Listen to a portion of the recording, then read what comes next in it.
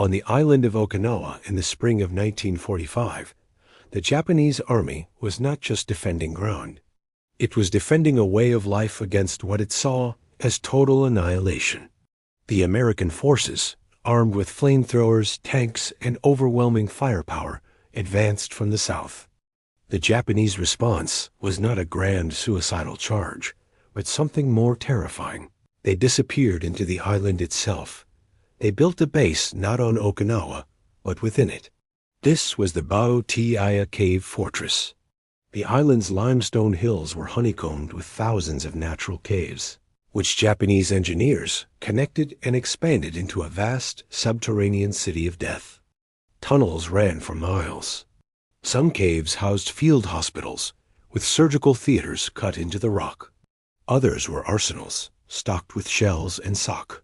Command posts were dug 100 feet underground, safe from the heaviest naval bombardment.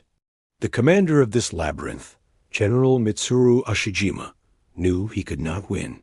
His strategy was not victory, but bloody attrition. His orders were simple: make the Americans pay for every inch of dirt with 10 of their own lives. Every cave, every ridge, was to be a killing zone.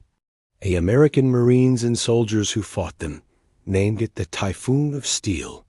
Above ground, the world was a hellscape of explosions and mud. But the true war was fought in the dark, in a realm of echoes and shadows. A cave entrance might look abandoned. As a Marine squad approached, a heavy machine gun would erupt from a hidden spider hole, cutting them down. Tanks were lured into narrow passes and destroyed by magnetic mines rushed by soldiers leaping from camouflaged pits. The most feared defenders were the ones who waited until the Americans were inside. G would clear a cave with flamethrowers and grenades, only to have Japanese soldiers, hidden inside tunnels they had missed, emerge behind them hours later. Fighting was hand-to-hand in total blackness, a desperate struggle of knives and fists in a tomb both sides shared. For the Japanese soldiers, the cave was more than a fortress. It was a coffin they had chosen. Many went into battle, knowing they would not leave. Some caves had their entrances ceremonially sealed from the inside after the last man took his position.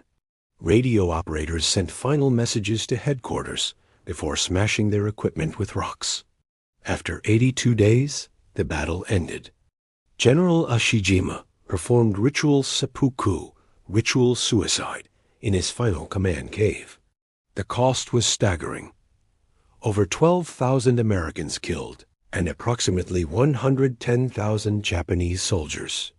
Tens of thousands of Okinawan civilians perished in the crossfire or were caught in the desperation of the final days.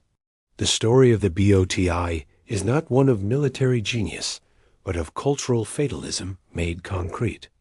It was a defense that leveraged not just terrain, but a willingness to embrace death itself as a tactical asset. It forced the American High Command, staring at the planned invasion of Japan's home islands, to confront a horrifying calculus. If a distant island could cost this much, what would the price of Japan itself be? In the dark, silent caves of Okinawa, the first arguments for the atomic bomb were forged in fire, blood, and unimaginable stubbornness.